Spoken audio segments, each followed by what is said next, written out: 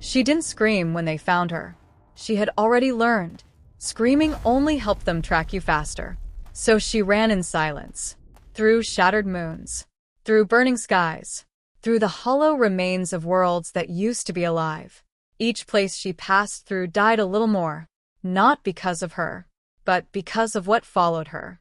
And now, there was nowhere left to run. Her body flickered, cracks of light spreading across her skin like a star collapsing from within. She stumbled forward into open space, barely holding herself together. Behind her, reality tore open, and they came through. Set up. Ronan Hale had stopped believing in good endings a long time ago. Out here, beyond map space, things didn't end well. They just ended. His ship, the Iron Nomad, drifted slowly through a graveyard of debris. Broken hulls, burned-out engines, silent wrecks of ships that had once carried people with plans and lives. Now, just metal and memory.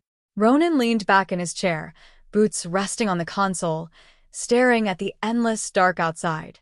Another day, another dead system, he muttered. He wasn't a soldier anymore. Not after the war. Not after what he'd seen. Now he was something simpler. A drifter. A salvager. Someone who picked through the leftovers of other people's tragedies. It wasn't noble, but it was quiet. And quiet was all he wanted. The scanner pinged. Ronan frowned. That's new. He leaned forward, tapping the screen. The signal flickered. Weak. Unstable. Organic. That made no sense. Nothing organic survived in a place like this. Especially not here. This system had been wiped clean years ago. Probably a glitch, he muttered. But he didn't look away, because something about it didn't feel like a mistake. It felt like something holding on. Barely. And for reasons he couldn't explain, he adjusted course. Inciting incident. He saw her before the scanner confirmed it. A faint glow, drifting between wreckage. At first, he thought it was a reflection. A trick of light. But then, it moved. You've got to be kidding me, Ronan whispered. She was floating in open space. No suit. No ship. Nothing protecting her from the vacuum. And yet, she was alive. Barely. Her body flickered like a broken signal. Light pulsing beneath her skin in uneven waves. Ronan didn't hesitate. He grabbed his helmet, sealed it tight, and opened the airlock. The void swallowed him instantly. Cold. Endless. Silent. He pushed forward carefully, one slow movement at a time. When he reached her, he paused. Up close. She didn't look human, but she wasn't monstrous either. She looked fragile. Too fragile for something that had survived this long. Her face was calm. Almost peaceful. Like she had already accepted whatever came next. Hey, Ronan said softly. No response. Then, her lips moved. And the voice didn't come through his calm. It came from inside him. A whisper that didn't belong to sound. Don't let them find me. Ronan froze. He didn't know what she was. Didn't know what she meant. But something in her voice. It wasn't fear. It was exhaustion. The kind that came from running too long. All right, he said quietly. I won't. And just like that, he made a decision that would change everything. Discovery. The moment she crossed into the ship, everything went wrong. Lights flickered violently. The engine sputtered. Navigation screens lit up on their own. Coordinates rewriting themselves faster than Ronan could process. Whoa! HFY, what are you doing? He snapped, slamming the console. The system didn't respond. Behind him, she gasped. Ronan turned. Her eyes were open. And they weren't normal. They weren't even physical. They looked like space itself. Deep. Infinite. Moving. Where am I? She whispered. Her voice was soft. Weak. But there was something ancient behind it. My ship, Ronan said slowly. You're safe. She looked at him. Not with fear. Not with trust. But with something else. Recognition. You are human. Last I checked. A pause. Then, you should not have saved me. Ronan blinked. Well, that's a great first impression. Her body flickered. The cracks of light spreading further. Unstable. They will come, she said quietly. Ronan exhaled slowly. Yeah, he muttered. Figured as much. Rising bond. Her name was Alira. Or, at least, that was the closest thing he could understand. She didn't speak much at first, but she watched everything. The way Ronan moved, the way he worked, the way he fixed broken systems with hands that had clearly done this 1,000 times before. You repair things, she said one day. Ronan smirked slightly. Yeah, mostly things that shouldn't still be working.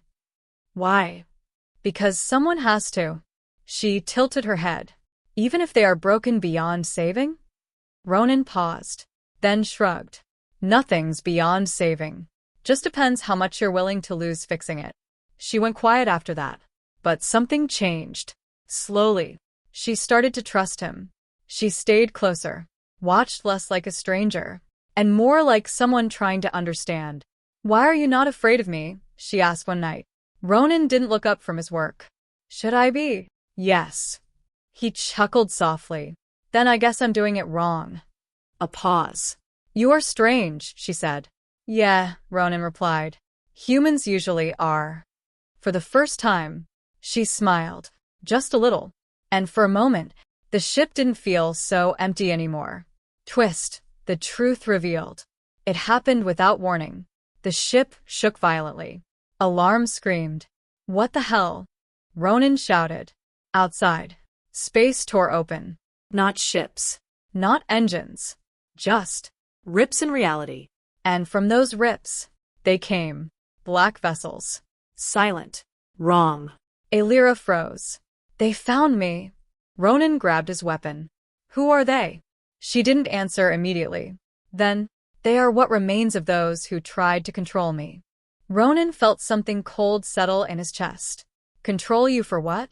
Alira looked at him. And this time, there was no hesitation. I am not just a survivor. A pause. I am a failsafe. Ronan frowned. For what? Silence. Then, for extinction. The first impact hit seconds later. The ship groaned under the pressure.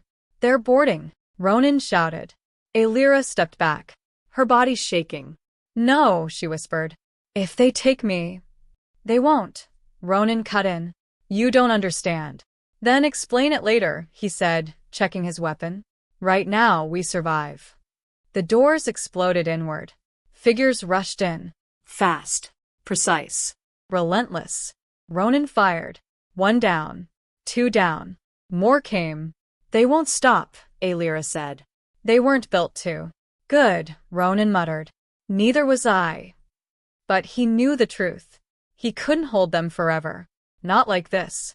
Behind him, Alira screamed. Not in pain. In fear. No, it's happening again. Ronan turned. What is? Her body cracked open with light. Reality bent around her. They're activating it. Climax. Ronan ran to her, grabbed her shoulders. Hey, look at me. Her eyes flickered wildly.